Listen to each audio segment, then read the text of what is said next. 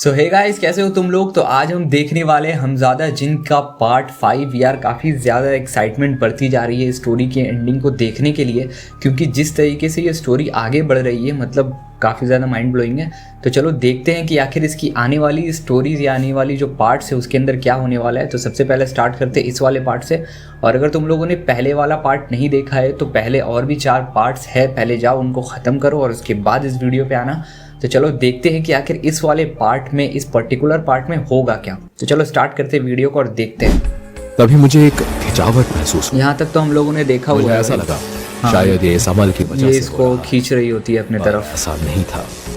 मेरे पीछे शाजिया खड़ी थी। शाजिया को देखकर मेरी आंखें फटी के फटी रह गई। आंखों के साथ साथ कुछ और भी फट गई। था वो शाजिया को देख नहीं पाया। हमजाद, वो देखो शाजिया। शाजिया को देखने के बाद हमजाद ने उस पर हमला किया और शाजिया हमजाद से कहीं ज्यादा पुरस्रार लग रही थी। हमजाद, तेरी कुव्वतें तेरे मालिक के जिस्म से पुरस्रार होती है और अब तो तेरा मालिक बस एक रूह है, तो तेरी कुव्वतें भी औंधी पौंधी है मेरे सामने। मैं तुझे नहीं छोड़ूंगा लड़की। मुझे मारने के लिए तेरे मालिक को नया जिस्म लेना होगा, वो मैं हरगिज नहीं होने दूंगी। शाजिया और हमजाद अपनी पूरी ताकतों से लड़ते रहे। आखिरकार शाजिया ने हमजाद को एक सुनहरी रस्सी में जकड़ दिया। क्या हुआ हमजाद, तेरी सारी कुव्वतें खत्म हो गई। अब तेरे मालिक को मुझसे कौन बचाएगा? अब मैं जानता था कि शाजिया मुझ पर वापस हमला करेगी, लेकिन वो क्या करना चाहती है ये मैं नहीं जानता था। मैंने सोचा कि उसे अपनी बातों में फुसला लेता हूँ। मैंने तेरा क्या बिगाड़ा है लड़की, जो मुझसे इतना बदला ले रही है? अगर तू मुझे छोड़ देगी तो मैं यहाँ से दूर चला जाऊंगा, तुझे जिंदगी में कभी दिखाई तक नहीं दूंगा। तूने मेरे वालिद जैसे चाचा जान को मारा है और तू चाहता है कि मैं तुझे छोड़ दूं? तूने एक बहुत ही नेक इंसान को मारा है और अगर मैंने तुझे छोड़ दिया तो ना जाने कितने और नेक लोगों की तू जिंदगियां खराब करेगा। मुझे माफ कर दो, मैं आगे से ऐसा कुछ नहीं करूंगा। उस बेमुरवत लड़की ने मेरी एक नहीं सुनी और मेरी रूह को एक कांच की बोतल में कैद कर लिया और मेरे हमजाद को एक दूसरी बोतल में।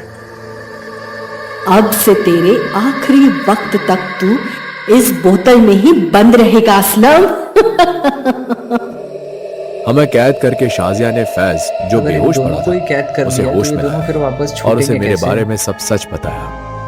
फैज ने शाजिया का शुक्रिया किया और वहां से चला गया। फिर शाजिया ने बोतलों को अपने चमड़े के थैले में रख लिया। मैं कैद हो चुका था और ये सोच रहा था क्या यही मेरा अंत है। क्यों मैंने हमजाद से 100 बरस तक का साथ मांगा था। आगे के 95 बरस मुझे इसी बोतल में बिताने थे और ये शाजिया मेरे और हमजाद के बारे में इतना सब कैसे जानती है?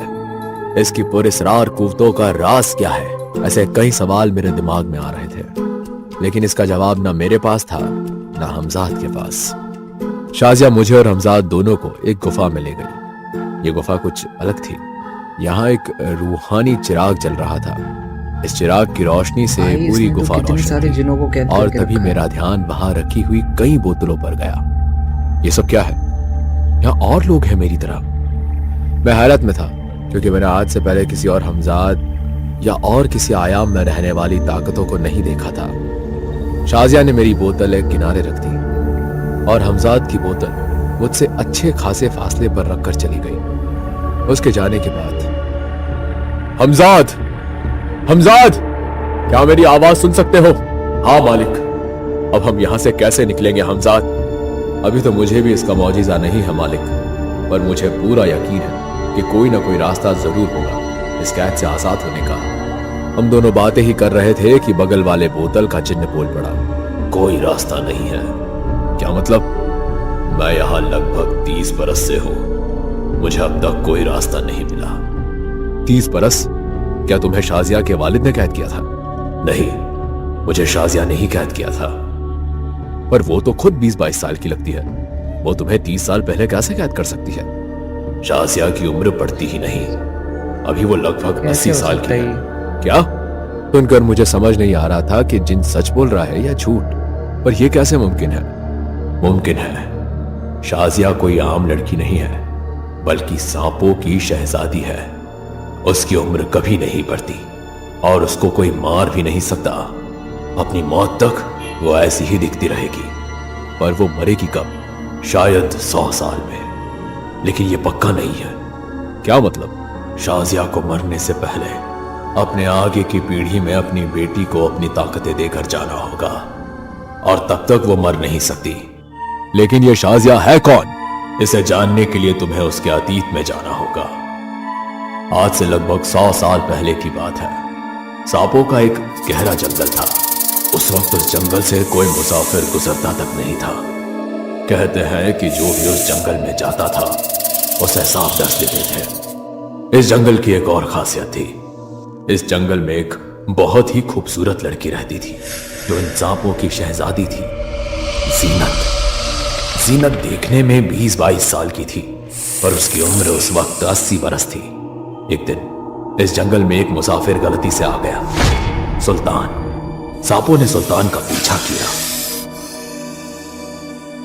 लगता है मैं रास्ता भटक गया हूं। ये जंगल तो मैंने पहले कभी नहीं देखा है।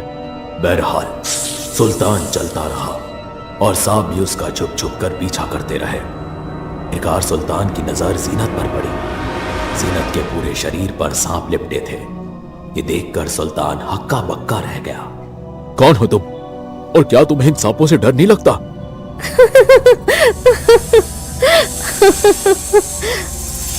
जीनत को सुल्तान की भाषा समझ नहीं आ रही थी। आज से पहले जीनत कभी इस जंगल से बाहर नहीं निकली थी, और जीनत खुद भी सांपों की तरह ही बात करती थी। अरे हंस क्यों रही हो? ये सांप तुम्हें काट लेंगे। सुल्तान ने जीनत के जिस्म से सांप निकालने की कोशिश की, और इसी बीच एक सांप ने सुल्तान को डस लिया और वो वहीं बेहोश हो गया। ये देखकर जीनत घबरा गई। जीनत सुल्तान को अपनी गुफा में ले गई।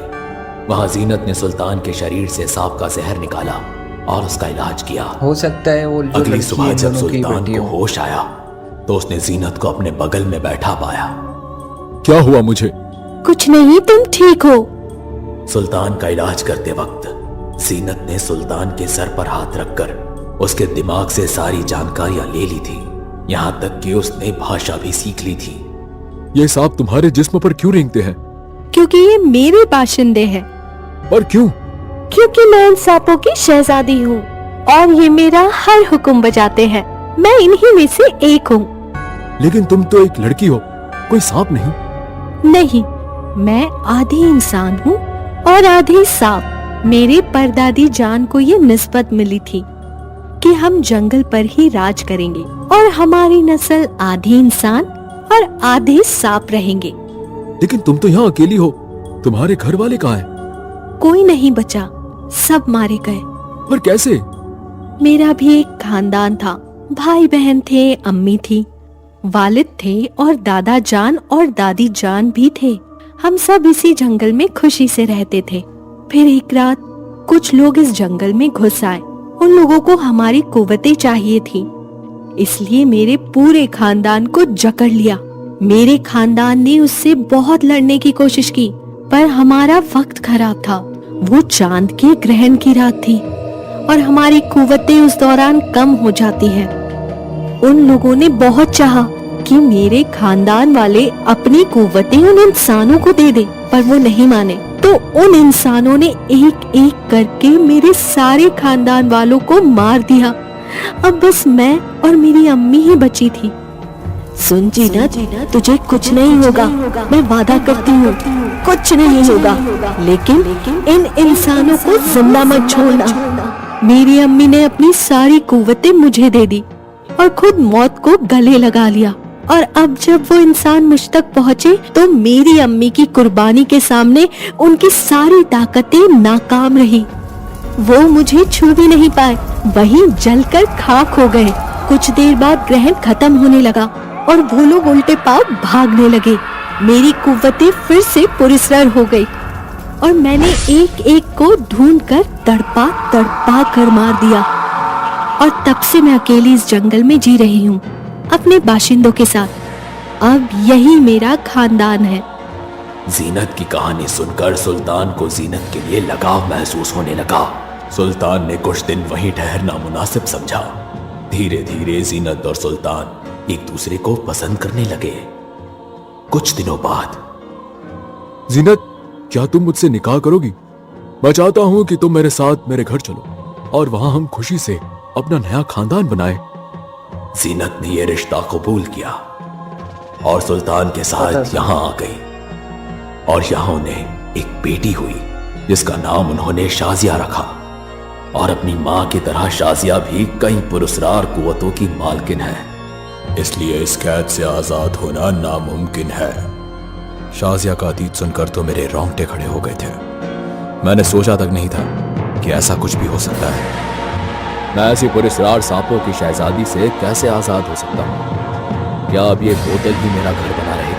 ओके, तो कहानी के अंदर नया ट्विस्ट एंड टर्न फिर से आ चुका है, जहाँ पर हमें ये देखने को मिल रहा है कि ये जो लड़की है ये कोई आम लड़की नहीं है, बल्कि ये एक सांप की बेटी है। यानी कि इसकी माँ और इसकी जो परदादी थी वो आधी सांप और आधे इंसान थे। एक नया जो ट्विस्ट एंड टर्न आया है इसके अंदर, ये काफ़ी ज़्यादा एक्साइटेड है। अब देखना ये है कि इसके आगे वाले पार्ट्स में होता क्या है, क्योंकि यहाँ तक तो मुझे ऐसा लगता है कि ये स्टोरी ख़त्म होगी नहीं, अभी और 3, 4 या 5 इसके पार्ट्स हो सकता है आए। और पता है क्या, ये वाली जो स्टोरी लाइन है ना, ये थोड़ी सी अब बोरिंग लग रही है, क्योंकि जो पार्ट 1 से लेकर पार्ट 3 तक हम लोगों ने देखा ना, वो वाली बहुत सही थी, लेकिन ये वाली थोड़ी सी मुझे बोरिंग लग रही है। लेकिन अब देखना ये है कि इसके आगे आखिर होगा क्या ये जो है यहाँ से बाहर निकल पाएगा या फिर इसी के अंदर 100 साल तक कैद होकर रहेगा, ये नहीं पता। लेकिन जो है आगे देखने में काफ़ी ज़्यादा मज़ा आएगा। तो अगर तुम लोगों को भी ऐसी वीडियोस देखना पसंद है तो चैनल को लाइक, शेयर और सब्सक्राइब ज़रूर से करना। मिलेंगे अगली वीडियो में, तब तक के लिए